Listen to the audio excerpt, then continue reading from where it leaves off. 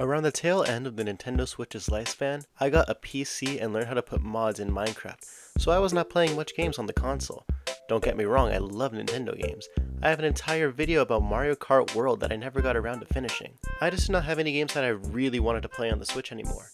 Whether that was a lack of interest, a lack of funds, or spending too much time strip mining on the realm, I let my console collect dust for a couple of years. Until I learned about modding. Although I prefer not to do anything that might get me in trouble with Big Nintendo, the things that people were doing with their old consoles were so fun, interesting, and accessible. From the DS to the Wii U, jailbreaking has been growing as people find new ways to reuse their old beloved consoles, so I tried to learn how to mod my Nintendo Switch myself. And it went well. Everything is well documented, broken down to simple to understand steps, and I was able to get it working after a couple of hours. You can do a lot with a modded Switch. You can install your own custom themes, display things like your FPS or other internal information, and even run Android on it. The applications are great, and my love for Nintendo Switch games has come back. But then I made the mistake of going online. I accidentally connected to the Nintendo Switch servers, and because of that, it bricked my Switch, and I was not able to download games anymore. That effort put into discovering, implementing, and personalizing the Nintendo Switch had all gone to waste.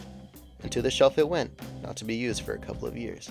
Eventually the Switch 2 released, and although I love some of the titles that I've been playing on it, I still think about my old Switch, wondering if I can get it to work again. And that's exactly what I did. I hunkered down and I learned more about modding. Eventually, I was able to get it to work again thanks to the wonderful videos and the community that has grown over the past years. This time, I had no worry about accidentally going onto the Switch's servers, because I'm already banned, so now I'm able to use it to my heart's content. I even have a 128GB SD card, meaning I could hold and play so many amazing titles on the Switch.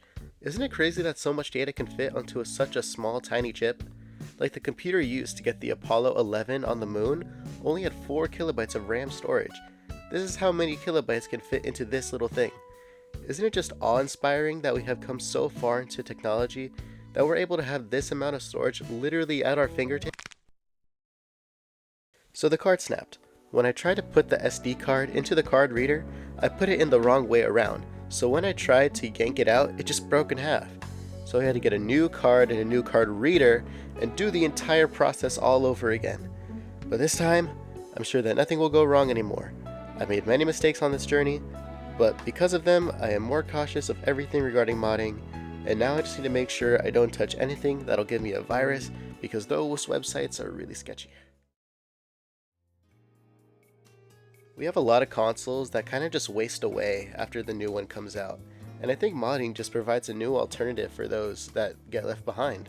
It sucks that these legendary pieces of a lot of people's childhoods are eventually not going to get supported by their companies, as things get newer and more expensive.